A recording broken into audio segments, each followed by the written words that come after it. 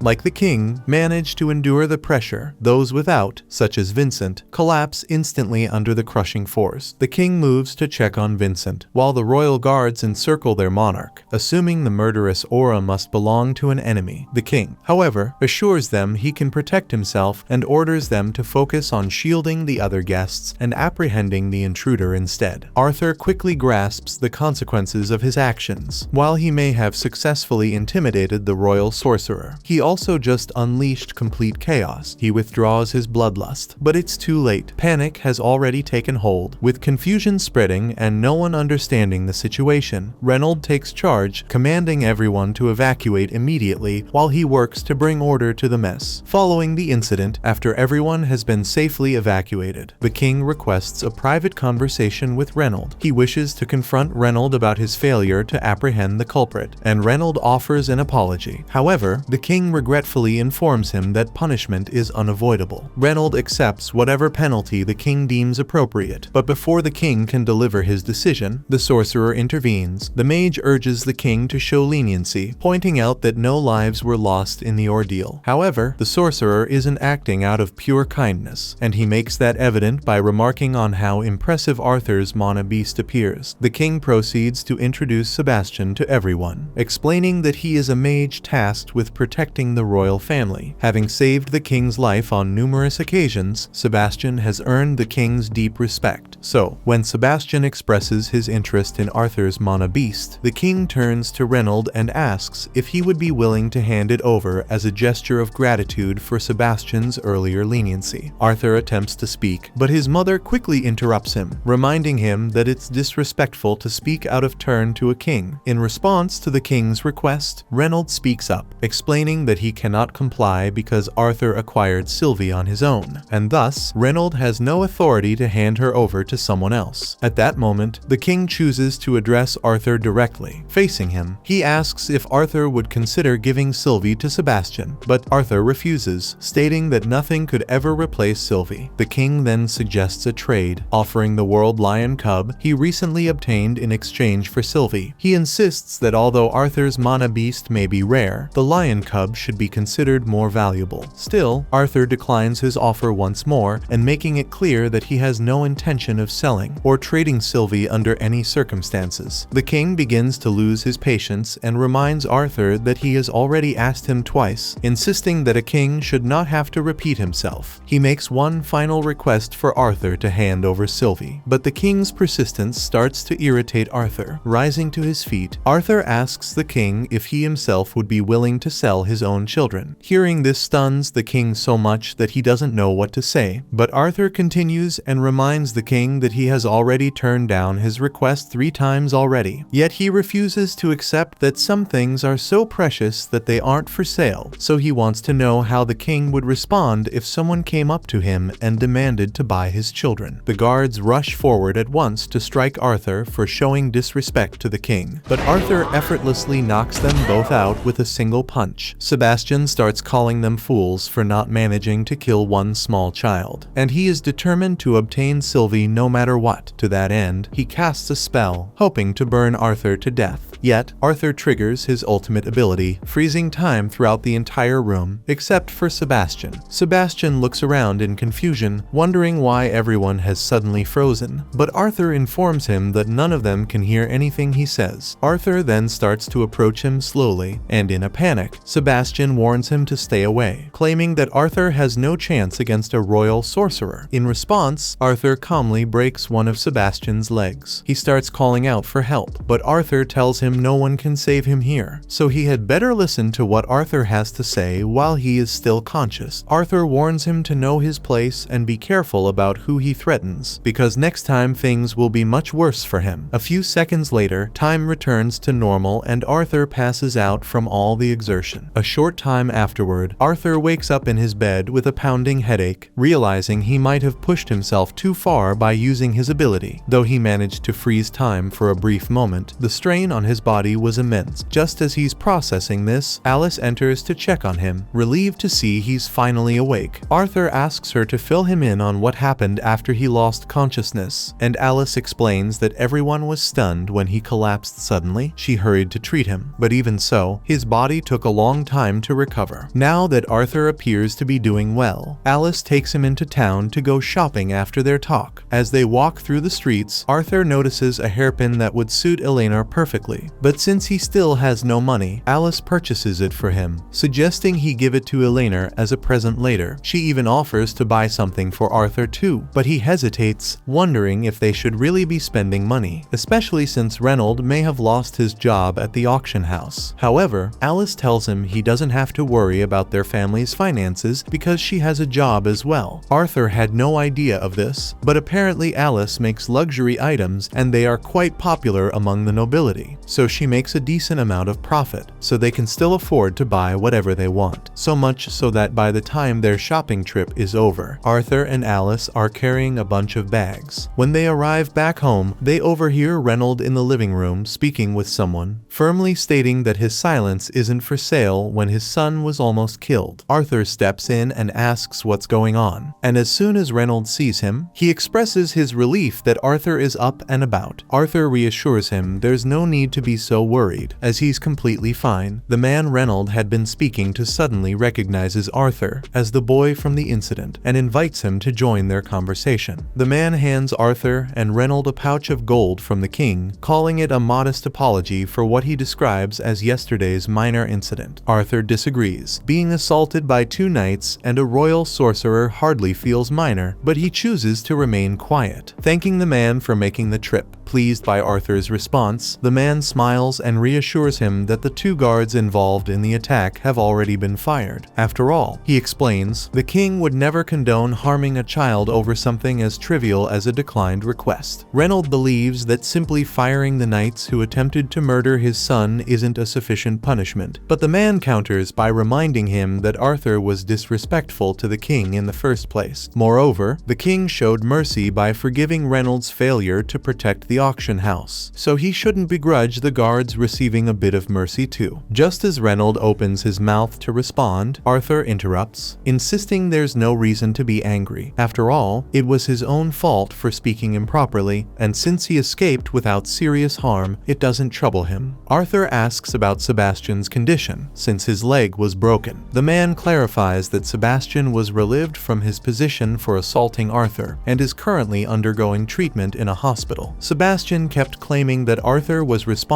for his broken leg, but that seemed ridiculous. After all, no one witnessed Arthur doing it, and they had been watching him the whole time. Instead, the king thinks Sebastian's own spell must have rebounded, accidentally shattering his leg. The king is deeply distressed that such an incident occurred, which is why he's making such an effort to offer an apology. The man admits that Arthur is a skilled and naturally gifted young man, but he also cautions him to watch his words when dealing with those in authority. After all, not everyone is as lenient as the king. Arthur and Reynold graciously accept the apology, and once the man departs, Reynold gives every last coin to Arthur. Arthur questions whether Reynold is certain about handing over the money, but Reynold insists it's only right. After all, Arthur was the one who endured the real risk. Not to mention, he'll need funds if he intends to accomplish anything in the days ahead. The events of the day have been a stark reminder for Arthur, though he may have once ruled as a king in his past life. Here, he's still just a powerless child. If he wants to stand against political influence, he'll have to gain some of his own. To achieve that goal, the very next morning, he heads straight to the Magic Academy. However, the moment he arrives, he notices an owl. The creature takes flight, and Arthur immediately pursues it, only to realize that it's a trap. Once he's far enough away, he meets an old woman, and she's been waiting for him. As the head of Xyrus Magic Academy, she occupies a position of great prestige. Her influence reaches across many realms, which is why few have the opportunity to meet her in this manner. From Vincent, the director has received numerous positive reports about Arthur, though she isn't the type to take rumors at face value. To determine whether Arthur truly deserves his reputation, she intends to put him to the test. First, she attempts to intimidate him with her overwhelming magical energy, yet Arthur stands firm, unshaken. Still, even though he manages to endure it, he acknowledges that the director's strength is genuinely terrifying, but that's only natural when confronting the individual who wields the most advanced magic in the entire nation. He intends to demonstrate his true potential, proving that Vincent's praise of his skills was no exaggeration. To start, he envelops himself in wind magic. At the same time, he manipulates earth magic to lift several rocks from the ground. Then, using the wind to accelerate their speed, he hurls the rocks toward the director, only for her to effortlessly deflect them with a single hand. In the next moment, Arthur summons multiple flaming knives behind the director's back. Yet, before even a single one can strike, she effortlessly scatters them all with a burst of wind magic. Stunned by how casually she counters every attack, Arthur's frustration grows, leading him to recklessly rush forward. But before he can close the distance, a powerful gust of wind erupts from the director, sending him tumbling backward. Arthur crashes to the ground, the outcome undeniable. In his current state, defeating the director was never within his reach. Yet despite his loss, the director isn't displeased with how he fought. She acknowledges his remarkable talent, but points out his tendency to overestimate himself, which led him to believe he could overpower her. To truly show him the extent of her strength, the director declares that Arthur's final trial will be simply remaining conscious after enduring her next strike. With both arms raised, she releases a devastating pulse of sound magic directly at him. The force is overwhelming. Nearby boulders fracture instantly, and Arthur's ears ring violently, pushed to their very limit. Yet Arthur grits his teeth and holds his ground, refusing to fall even as the assault continues. The director finds herself genuinely amazed by his stubborn endurance, so much so that she considers personally mentoring him. But before accepting, Arthur has some terms of his own to lay out. He approached her solely because she holds the power and influence necessary to protect his loved ones. He tells her that if she can guarantee the safety of his family and friends, he'll agree to join the academy and submit to her guidance. The director is taken aback by Arthur's boldness, as the offer clearly favors him. However, Arthur is confident in his own value, and the director can't deny it. Knowing students with his talent are rare, just as the director is ready to accept his terms, Arthur brings up one final condition. He explains to the director that he'll only enroll once he meets the official age requirement, as he prefers to be around peers his own age. The director questions his decision, pointing out that this would push back his enrollment by 3 full years. However, Arthur responds by saying he intends to live his life to the absolute fullest. To achieve that, his goal is to become an adventurer and journey across the entire continent. The director can see that Arthur is unwavering in his decision, so she knows there's no chance of persuading him otherwise. She asks whether he's already discussed this choice with his parents, but Arthur admits he still needs to go home and talk to them first. The director then tells him that if he can secure his parents' approval, she'll accept all of his conditions. However, the moment Arthur arrives home and announces his plan to become an adventurer, Alice shuts it down immediately, refusing to allow it. Reynolds pleads with her to at least hear Arthur out, but Alice refuses. Arthur has only just returned after being away for years, and she can't bear the thought of losing him again. Reynolds tries to ease the tension by suggesting a compromise. What if Arthur had a guardian to accompany him on his travels? Still, Alice isn't willing to accept. That's when Arthur steps in, assuring her that he won't be gone nearly as long as he was before. Arthur explains that his adventures will only take him away for short periods, allowing him to return home every few months to see them. This reassurance makes Alice relax slightly. Plus, Arthur clarifies that he doesn't plan to leave right away. He still wants to spend more time enjoying life at home before leaving, but he also feels the need to travel across the Decathan continent, as there's still so much he doesn't fully understand. Besides, staying here and training alone for years would be incredibly boring. He wants a chance to put his skills to the test in real situations. Alice isn't as against the idea of Arthur adventuring now, but her concern hasn't completely faded. She makes him swear that he won't hide anything from her. Arthur agrees to be totally open with her, though deep down, he knows there are plenty of things he'll still have to keep from his family. Moving forward, Reynolds still believes having a guardian for Arthur is a smart move, given how risky adventuring can be, so he reaches out to his friends to see if any of them would be willing to take on the responsibility. Unfortunately, he doesn't have much to offer in terms of payment, but he assures them that he'll find another way to repay their kindness. However, the members of Twin Horn tell him not to worry about money. They're all friends, and they'd be more than happy to give up some of their time to support Arthur. However, Adam immediately refuses. He despises babysitting duties, and he's genuinely concerned that he and Arthur might fight, so much so that Arthur could end up killing him one night. The others nod in agreement, admitting it's a terrible idea since Adam is so irritating that Arthur might actually be tempted to kill him. At that moment, Jasmine lifts her hand and volunteers for the job instead. Everyone is caught off guard by this, especially since they all know Jasmine dislikes protection jobs even more than Adam does. But she says that if it's for Arthur, she's willing to take it on. Reynolds is thankful for her offer, and with that, the decision is made. Like Arthur, Jasmine is an augmenter, and she's recently advanced to the light orange stage. On top of that, she gets along great with Arthur, making her an ideal choice for a role like this. Now that Arthur's guardian has been chosen, Arthur asks Reynolds if he can stop by the auction house because he still needs to pick out a sword, and Reynolds has no problem with it, so he puts in a request with Vincent. The following day, Arthur meets with Vincent and explains that he needs a sword for his adventurer admissions test. Vincent tells him he's welcome to browse as much as he wants. With so many swords in Vincent's collection, it's clear it'll take a while to go through them all. By the time dinner rolls around, Arthur still hasn't returned. Alice begins to grow anxious and considers whether she should go search for Arthur. Reynolds reassures her that selecting the right weapon takes time, so it's better to just wait patiently for him to make his choice. Meanwhile, Arthur is deep in frustration. He's examined countless swords by now, yet not a single one has managed to spark his interest. Most sword fighters in this world are augmenters, so the swords available are usually double-handed blades or really big one-handed blades, and that won't work for Arthur since his small body can't handle a weapon like that. Just then, Sylvie gets Arthur's attention and leads him over to a stick she found on the ground. Arthur doesn't understand why Sylvie is so fixated on the staff, but he decides to pick it up anyway. To his surprise, it's much heavier than it appears. He also notices that it feels unbalanced, nothing like a normal staff, as if there's a blade hidden inside. Curious, Arthur tugs on what looks like a handle, trying to draw it. After channeling a bit of mana into it, glowing letters suddenly flash before his eyes, and the sword begins to slide free from its sheath. This is the first time Arthur has seen a sword with a blade like this, so he takes a few practice swings, but it's too heavy for his body to handle naturally. However, even with the weight, the sword's quality is still good enough that Arthur is able to effortlessly cut a barrel in half. While Arthur is inspecting the blade, the sword suddenly zaps his hand, so he accidentally drops it. But when he picks it up again, he immediately notices something different. The weapon now feels perfectly balanced, and its size and shape seem to fit his body flawlessly. Arthur is intrigued, especially since, in his past life as a king, he had owned many exceptional swords, yet none of them had ever felt as tailored to him as this one does. He then decides to try it out on another barrel, and he is easily able to destroy it in one swing. Just then, Vincent and Reynold all walk in because Arthur has been gone for an awfully long time and dinner is starting to get cold. They ask Arthur if he has found the sword that he likes yet, but Arthur hasn't made up his mind yet, so he takes a random sword and says this is his choice. Reynold picks up the sword and, after giving it a quick test, realizes there's nothing particularly special about it. Still, if Arthur insists that this is the one he wants, Vincent tells him he's welcome to take it. At that moment, Vincent spots the staff attached to Arthur's hip and questions him about it. Arthur quickly comes up with an excuse, explaining that it's just an ordinary old staff he came across, and he only intended to use it for a few practice swings since it's clearly not a sword. Vincent, surprised, mentions that he wasn't even aware he had a staff like that in his warehouse, so he instructs Jameson to double-check the inventory. Jameson informs him that an old man just threw the staff at him one day after saying it was worthless. By all appearances, it's just a sturdy staff, and even after taking it to many appraisers, they all told him it was just a regular staff, but it was a cool-looking staff, so Jameson decided to store it in the warehouse. Arthur begs Vincent to let him keep the staff, and since Vincent isn't sure what to do with it himself, he allows Arthur to take it too. Over the next few weeks, Arthur cherishes the moments he shares with his loved ones, all while getting ready for his upcoming journey. Before he even realizes it, Arthur's 9th birthday arrives, a celebration is thrown in his honor, and later, everyone comes together to present him with their gifts. The first present Arthur unwraps is a glove from Alice, embedded with gems infused with healing magic. It's something he can use if he ever gets hurt. Next is Vincent's gift. He presents Arthur with a pair of rings, explaining that they're meant to ease Alice's worries. Essentially, Alice's ring will alert her if Arthur's mana drops to a critical level, it'll glow, signaling that he needs help. The last present comes from Adam, a magical scroll capable of transmitting sound. With it, Arthur can record a message and send it back home, allowing Alice to reply. Grateful, Arthur thanks everyone for the amazing gifts. Since he's set to depart the next day, he makes sure they all know just how much he values everything they've done for him. Alice pleads with him to stay safe while he's away. She tells him it doesn't matter if he becomes powerful or wealthy. All she truly cares about is him coming back unharmed. That evening, Arthur gathers and organizes all his equipment. Though his heart aches at the thought of parting with his family so soon, he's determined to become stronger, to ensure he'll never have to lose them. To achieve that goal, he knows he must seek out new experiences and grow stronger. Once everything is packed and prepared, he makes his way downstairs, where his family gathers for their last farewells. Reynold gives him a firm warning. While Arthur may be skilled, he shouldn't let overconfidence lead him into danger. Yet Reynold also makes sure Arthur understands that through all his travels, the family will be cheering him on without fail. With that, Arthur bids farewell to his mother and father. The moment he steps outside, he finds Jasmine standing there, ready and waiting for him. Arthur begins his path to becoming an adventurer by getting officially registered. He and Jasmine go directly to the Xyrus Adventurers Guild, where Arthur enrolls for the rank assessment exam. Though unfamiliar with a procedure, after signing up, a guild staff member guides him to another room. Seeing Jasmine's expression, Arthur feels optimistic about how things are progressing. Arthur wears a mask as an adventurer to avoid making enemies who might later target his family. He also doesn't want his family's reputation to affect his rank evaluation. However, since Jasmine isn't a class adventurer, her influence could still play a role. The two are introduced to Caspian Bladeheart, the guild leader, who explains to Arthur that he would normally need to pass a written test and have his mana core evaluated before the official rank assessment. However, because Jasmine is vouching for him, and Caspian is well acquainted with her father, he's willing to make an exception. Since Arthur is is hiding his identity behind a mask. Caspian says he doesn't need to use his real name for the registration, but he will need to come up with an alias. Arthur then chooses Note as his official adventure name. Once everything is arranged, Caspian instructs Arthur and Jasmine to follow him to the arena for the assessment. On the way, Arthur questions Jasmine about her relationship with the guild master, noting how helpful he's been. Jasmine admits she's familiar with Caspian, but clarifies that it's actually her father who has strong ties to the guild, not her. Upon reaching the assessment arena, the doors swing open to reveal an ongoing battle between two mages, Diane, a young water mage, and her instructor midway through her evaluation exam. Arthur watches as their clash unfolds before him. Diane launches a blast of water at the instructor, but he effortlessly counters it and disappears in a cloud of steam. Before she can react, he suddenly reappears behind her and taps her on the head. While he commends Diane's impressive casting speed, he notes that her defense is severely lacking, placing her in the C-class rank. Diane looks thrilled with the result, and Jasmine explains that earning a C-class at her age is a notable achievement for a mage. Next is a boy named Elijah Knight, but before he can even start, the instructors ask him to hold on for a moment. After a quick discussion among themselves, they decide to let him skip the exam entirely and declare him a B-class adventurer. The unexpected announcement stuns everyone watching, including Jasmine and Arthur, but since there's no valid reason to object, the evaluations proceed as planned. The next examinee is an arrogant young boy named Lucas Wykes. Though his haughty attitude irritates the instructor, she can't ignore his remarkable talent. Despite being only 11 years old, he's already reached the light orange stage in his monocore, a nearly impossible feat for his age. Arthur observes Lucas's pointed ears, which remind him of Tesha, leading him to conclude the boy must be an elf. However, it's unusual to encounter an elf in the heart of a human kingdom. The moment the exam starts, Lucas raises his staff and chants, summoning a flaming guardian to assault the instructor. Yet, with a single earth spell, she shatters it effortlessly. Lucas dashes up a rock pillar, slams his staff down, and unleashes a massive firestorm into the air, but the spell is so powerful that he can't control it. In a matter of seconds, Lucas loses control of his flames and almost ends up getting caught in his own explosion. The instructor quickly steps in, using her earth magic to snuff out the fire. When it's all over, Lucas is unharmed, but in the process his ego was hurt. The instructor compliments Lucas on his impressive power. However, Lucas is too bitter about his loss to pay attention to any of her feedback, and in a fit of frustration, he suddenly attempts to launch a surprise attack while she's still explaining his mistakes. Luckily, Arthur quickly drops his sword to deflect the spell, and the instructor realizes that Lucas is a hopeless case with no sense of responsibility. She gives him a B rank, seeing his complete lack of self-discipline. Lucas erupts in anger, shouting about getting his father involved, but the instructor just grabs him by the collar and hauls him out of the arena. Now it's Arthur's turn for evaluation, and he steps forward, deciding to stop holding back. He finally takes the test seriously. The sheer intensity of his aura is so overwhelming that the instructor immediately shifts into a defensive stance. At that moment, Caspian steps into the arena and announces that he'll be handling Arthur's assessment himself. The instructor hesitantly questions if that's appropriate, pointing out that having a double-a-class adventurer like Caspian is a bit excessive for a simple exam. But Caspian reassures him, saying it'll just be a light spar. Caspian turns to Arthur and asks if he's alright with the arrangement. Arthur hadn't anticipated facing one of the guild's top fighters that day, but he's excited for the challenge. After the shortened match, Arthur is officially registered as a B-rank adventurer, marking the beginning of his journey and the start of a new chapter in his life. Meanwhile, the two instructors head to Caspian's office and question him about the unusually high number of B-rank adventurers this year, especially since they're all children. Caspian calmly explains that 6 months ago, a youth cultural exchange occurred. Though it wasn't publicly announced, some children from other races were granted official certifications, permitting them to become adventurers in Sapin. Lucas Wykes falls into this category. His half-elf heritage is obvious. Despite his rule breaking, the Wykes family's clout might eventually secure him a promotion. However, since the Wykes lineage is purely human, it's probable that Lucas was born to an enslaved elf. As for Elijah Knight, the instructors weren't given any details about him, and he was promoted to B class without taking the test. However, that's only because he has a powerful connection vouching for his abilities, so Caspian's hands are tied and there's nothing he can do about it. The instructors ask who's backing Elijah, and Caspian explains that Elijah is a human raised in the dwarf kingdom. He was sent as a representative to get used to living among humans, but the guild has limited authority when it comes to dealing with him. Arthur was the last among the examinees, and the instructors still find it puzzling that Caspian insisted on evaluating him personally. Yet the truth is, Caspian knows nothing about Arthur, not even his real identity. The only thing he's sure of is that Arthur doesn't represent any of the kingdoms. Still, Caspian suspects that Arthur must have some influential ties, given that his guardian is the daughter of the renowned Flamesworth family. On top of that, the way Arthur handles a sword is reminiscent of a seasoned master.